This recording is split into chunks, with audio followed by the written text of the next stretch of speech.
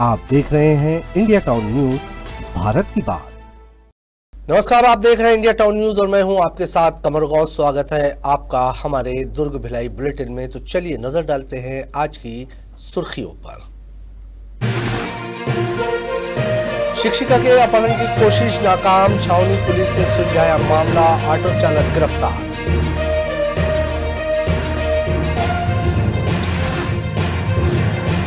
भिलाई में बच्चों को कानून की शिक्षा, IUCAW के साथ कानूनी जागरूकता शिविर, बच्चों में नए कानून को लेकर दिखा उत्सव। ATM और कैश ट्रांजिट की सुरक्षा कड़ी, भिलाई में कैश ट्रांजिट सुरक्षा बैठक, SSP ने ATM सुरक्षा के निर्देश जारी किए। अलग सुबह दुर्ग पुलिस की बड़ी दबिश, दुर्ग में तड़के पुलिस का सर्च ऑपरेशन, चाकूबाजों और संदिग्धों पर कड़ी कार्रवाई। अब खबरें विस्तार से। दुर्ग में छावनी पुलिस ने एक स्कूल शिक्षिका के अपहरण की साजिश को कुछ ही घंटों में सुलझा लिया। शिक्षिका को सुरक्षित बरामद कर लिया गया और 5 लाख रुपए की फिरौती मांगने वाला आरोपी ऑटो चालक गिरफ्तार किया गया। आपको बता दें कि पुलिस के अनुसार 28 नवंबर की सुबह शिक्षिका घर से स्कूल के लिए निकली थी। थोड़ी देर बाद शिक्षिका के पति के पास एक धमकी भरा फोन आया, जिसमें कहा गया है कि उसकी पत्नी को किडनैप कर लिया गया है और फिरौती के रूप में आरोपी ने 5 लाख रुपए मांगे। छावनी पुलिस ने तुरंत मामला दर्ज कर तकनीकी टीम को जांच में लगाया। जांच में सामने आया कि आरोपी ऑटो चालक इंतखाब आलम, जो पिछले 2 से 3 साल से शिक्षिका को स्कूल लाने ले जाने का काम करता था, उसने ही ये साजिश रची। फिलहाल पुलिस ने महिला को सुरक्षित बरामद कर आरोपी को गिरफ्तार कर लिया है। अपराध पंजीबद्ध हुआ था, जिसमें विवेचना के दौरान एक संदेही आरोपी को पकड़ा गया, उससे पूछताछ किया गया और उसके निशानदेही पर महिला को सकुशल रिकवर किया गया। इस प्रकरण में जो आरोपी है वो सहानुभूति का उसका लाभ लेता था और महिला से बात करता था, अपनी गरीबी का हवाला दे करके उससे रुपए पैसों की मदद लेता था। इसी क्रम में उसने बात करके उसको बताया कि मैं आपका अपहरण कर लेता हूं, आपके घर से कुछ पैसे मिल जाएंगे, और इस तरह का प्लान करके उसने महिला को अपहरण कर लिया और इस आधार पर पुलिस ने अग्रिम कार्रवाई की है। आरोपी को गिरफ्तार कर लिया गया है, वैधानिक कार्रवाई की जा रही है।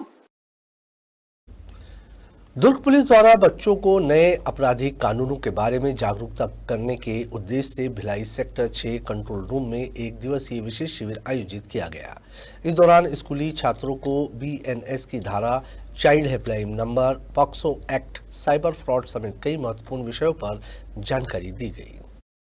IUCAW की ASP पद्मश्री तनवर ने छात्रों के विभिन्न सवालों का जवाब देते हुए उन्हें कानून और सुरक्षा के महत्व के बारे में समझाया। शिविर में उपस्थित बच्चों ने नवीन आपराधिक कानून को लेकर उत्साह और जिज्ञासा का प्रदर्शन किया। आपको बता दें कि IUCAW का मतलब महिलाओं के विरुद्ध अपराध जांच इकाई है। ये एक ऐसी पहल है जो महिलाओं और लड़कियों के खिलाफ अपराधों की जांच पर केंद्रित है, जिसमें लिंग आधारित हिंसा को विशेष महत्व दिया जाता है। इस इकाई का उद्देश्य महिलाओं के मामलों में आत्मविश्वास पैदा करना और उनके प्रति अपराधों की संवेदनशील जांच करना है। और हमारे बच्चों को यहाँ पे सेक्टर 6 लेके आए, बच्चों को क्राइम के बारे में नॉलेज देने के लिए। पॉक्सो एक्ट क्या होता है, क्या क्या क्राइम्स होते हैं, बॉयज गर्ल्स क्या करते हैं, उनके बीच में उनको क्या सेफ होना चाहिए, इन सब चीजों को लेके बताने के लिए हम लोग बच्चों को लेके आए हैं। बच्चों को बहुत एक्साइटेड हैं जानने के लिए ईच एंड एवरीथिंग। सो बच्चे बहुत इंजॉय कर रहे हैं। कंट्रोल रूम देखने गए, मैडम और सर ने काफी अच्छे से एक्सप्लेन किया है। Thank you ma'am. Good name please. हाँ, आज दुर्ग जिला पुलिस के द्वारा नवीन आपराधिक कानून जो हैं उनके संबंध में एक प्रदर्शनी रखी गई है और इसका शुभारंभ प्रधान जेला न्यायाधीश श्री के विनोद कुजूर सर के मुख्य आतिथ्य में किया गया। और यहाँ पर सभी स्कूलों के जो बच्चे हैं, छात्र छात्राएं हैं, उन्हें इनवाइट किया गया था कि वो आएं और प्रदर्शनी को देखें और कानून के संबंध में जो बेसिक जानकारी है उसे प्राप्त करें ताकि भविष्य में उनके काम आए। और इसी तारतम्य में जो बच्चे हैं वो लगातार आ रहे हैं और उनको हम जो प्रदर्शनी के माध्यम से नए आपराधिक कानूनों की जानकारी दे रहे हैं। दुर्ग जिले में एटीएम और कैश ट्रांजिट वाहनों की सुरक्षा को लेकर एक अहम कदम उठाया गया। वरिष्ठ पुलिस अधीक्षक विजय अग्रवाल ने भिलाई पुलिस कंट्रोल रूम में सुरक्षा एजेंसियों, चेस्ट वाहन ऑपरेटर्स और ट्रांजिट कंपनियों की संयुक्त बैठक आयोजित की और कई कड़े दिशा निर्देश जारी किए। आपको बता दें कि बैठक में एसएसपी ने चोरी, लूट और डकैती जैसे अपराधों पर सख्ती से नियंत्रण की रणनीति साझा की। उन्होंने एटीएम में पैसा डालने वाले सभी एजेंसियों को निर्देश दिए कि सभी कर्मचारियों का पुलिस वेरिफिकेशन अनिवार्य होगा। इसके अलावा चेस्ट वैन और एटीएम पर तैनात सुरक्षा गार्ड को अपने हथियारों की जांच और लाइसेंस रिन्यूअल समय समय पर करना होगा। एसएसपी ने सभी एजेंसियों को कंट्रोल रूम और नजदीकी थानों से लगातार संपर्क बनाए रखने और सुरक्षा नियमों का कड़ाई से पालन करने के निर्देश भी दिए। बैठक में अतिरिक्त पुलिस अधीक्षक शहर सुखनंदन राठौर के अलावा सीएमएस, ईपीएस, हिताची और चेकमेट जैसी प्रमुख कैश ट्रांजिट कंपनियों के अधिकारी मौजूद रहे। इस विषय में पुलिस का कहना है कि इन सुरक्षा उपायों से एटीएम, कैशिंग और ट्रांजिट सिस्टम और भी सुरक्षित और व्यवस्थित होगा। विभिन्न बैंक के चेस्ट और उसके एटीएम का जो रख रखाव करते हैं और उसमें रुपए पैसे का जो ट्रांजैक्शन करते हैं उसमें जमा करते हैं, उन कर्मचारियों का एक मीटिंग पुलिस अधीक्षक महोदय द्वारा ली गई, जिसमें उनको निर्देशित किया गया कि सुरक्षा को विशेष ध्यान रखें और जब ट्रांजैक्शन के लिए रुपए पैसे ले जाते लाते हैं तो गार्ड की प्रॉपर व्यवस्था हो, गार्ड का भी वेरिफिकेशन कराने के लिए कहा गया है। जिले में कानून व्यवस्था को मजबूत करने और आपराधिक गतिविधियों पर नकेल कसने के लिए दुर्ग पुलिस ने अलग सुबह बड़ा दबिश अभियान चलाया। बुधवार 29 नवंबर की तड़के 4 बजे से सुबह 8 बजे तक छावनी, बस्ती, कुम्हारी और अमलेश्वर के आउट एरिया में पुलिस ने सघन नाकाबंदी कर सर्चिंग अभियान को अंजाम दिया। बताया गया है कि चाकूबाजों से लेकर मादक पदार्थ रखने वालों तक सभी संदिग्ध तत्वों की गहन जांच की गई। मौके पर मौजूद पुलिस टीम ने सशक्त ऐप के जरिए वाहनों की ऑन द स्पॉट चेकिंग की। वहीं एक दिन पहले रात 10 बजे से 12 बजे तक रेलवे स्टेशन और बस स्टेशन परिसर में बीडीएस बम निरोधक दस्ते की मदद से भी सूक्ष्म जांच की गई। अभियान के दौरान 500 से ज्यादा लोगों की चेकिंग की गई और कई संदिग्धों की फिंगरप्रिंट्स भी लिए गए। ये कार्रवाई राजपत्रित अधिकारियों के नेतृत्व में थाना प्रभारी और पुलिस बल द्वारा की गई। अचानक दबिश से आपराधिक तत्वों में हड़कंप की स्थिति देखी गई। दबिश के दौरान पुलिस ने बदमाश प्रकृति के लोगों को कड़ी चेतावनी देते हुए अपराध छोड़कर सामाजिक जीवन जीने की समझाइश दी।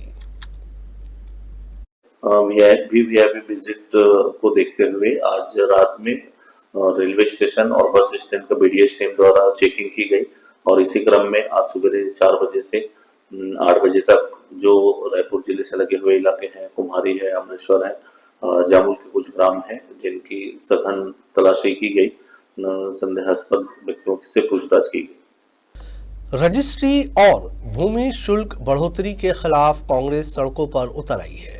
बिल्डर्स और ब्रोकर के धरने को कांग्रेस ने खुला समर्थन दिया है। इसी दौरान दुर्ग के पटेल चौक पर कैबिनेट मंत्री ओपी चौधरी का पुतला दहन भी किया गया।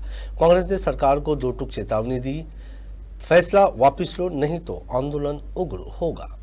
दुर्ग के पटेल चौक में आज राजनीतिक तापमान चरम पर रहा। रजिस्ट्री और भूमि शुल्क बढ़ोतरी को लेकर कांग्रेस ने मोर्चा खोलते हुए सड़कों पर उतरकर विरोध प्रदर्शन किया। कांग्रेस नेताओं का कहना है कि सरकार का ये फैसला जन विरोधी है। बढ़े हुए भूमि और रजिस्ट्री शुल्क से आम जनता पर आर्थिक बोझ बढ़ेगा, रियल एस्टेट कारोबार ठप पड़ जाएगा और बेरोजगारी और तेजी से बढ़ेगी। कांग्रेस का आरोप है कि सरकार बिना जनहित का ध्यान रखे लगातार बोझ बढ़ाने वाले फैसले ले रही है। प्रदर्शनकारियों ने साफ चेतावनी दी है कि अगर शुल्क बढ़ोतरी का निर्णय वापस नहीं हुआ तो विरोध और उग्र रूप ले सकता है। जब से भारतीय जनता पार्टी की ट्रिपल इंजन की सरकार बनी है, पूरे प्रदेश में हताशा का माहौल है। हर व्यक्ति को परेशान किया जा रहा है, चाहे किसान हो, चाहे मजदूर हो, चाहे जमीन से जुड़े लोग हो, चाहे बिजली बिल की वृद्धि को लेके हो, चाहे महंगाई को लेके हो। सभी तरीके से जनता को परेशान करने का काम भारतीय जनता पार्टी की ट्रिपल इंजन की सरकार के द्वारा किया जा रहा है। बिजली बिल में बेतहाशा वृद्धि हुई थी कांग्रेस पार्टी के विरोध के बाद। जो 400 यूनिट फ्री थी कांग्रेस के गवर्नमेंट के समय, अभी 200 यूनिट की गई है। लेकिन जब तक 400 यूनिट नहीं होगी तब तक कांग्रेस का संघर्ष जारी रहेगा। और उसी प्रकार से जिस प्रकार से स्टैंप ड्यूटी में बेतहाशा वृद्धि की गई है, जब पूर्व मुख्यमंत्री भूपेश बघेल जी की सरकार थी तब 30% की छूट स्टैंप ड्यूटी में दी गई थी। 5% तक की रजिस्ट्री की, 5 डेसिबल तक की रजिस्ट्री की जा रही थी। पहले तो इनको उन्होंने बंद किया, फिर स्टैंप ड्यूटी में और वृद्धि की। अमलेश्वर थाना पुलिस ने महादेव घाट इलाके में एक सुनसान घर से हुई बड़ी चोरी का महज 24 घंटे में खुलासा कर दिया है। चोरी में सोने चांदी के जेवर और नकदी मिलाकर करीब 80,000 रुपए की संपत्ति की गई।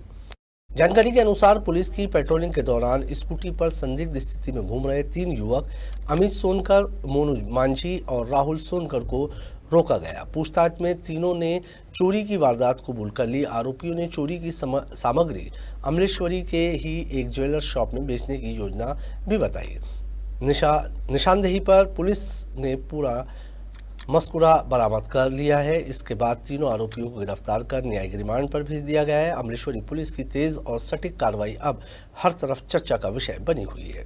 छत्तीसगढ़ के ज्यादातर जिलों के नवनियुक्त जिला अध्यक्षों ने पूर्व मुख्यमंत्री भूपेश बघेल से मुलाकात की। इस दौरान बघेल ने बिजली बिल, धान टोकन और बढ़ी हुई रजिस्ट्री दरों को लेकर भाजपा सरकार पर तीखा हमला बोला है।